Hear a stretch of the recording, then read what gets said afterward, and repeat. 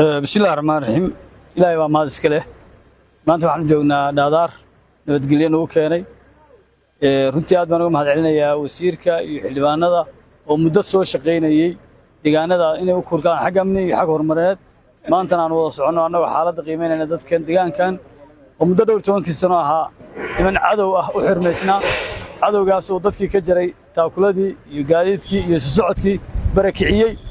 maanta haddii dawladdu joogto wax ka soo horumari waa imaanayaan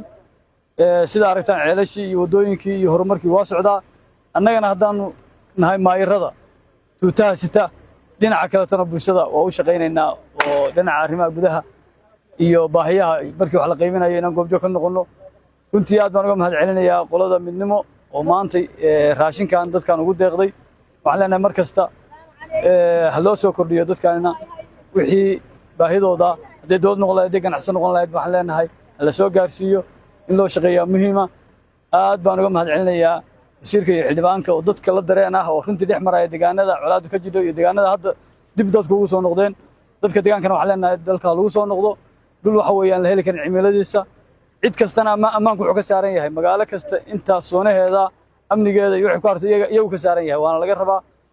intaanu joognana waxaan rabnaa dadkiina la fariisano gudiyadii tuulada iyo gudoomiyada tuulada iyo nidaamkii aanu dhisno haddaanu maqanahay si shuruucda iyo dadku iyo kala dumayntu ay u shaqeyso intaasaan ku soo koobaya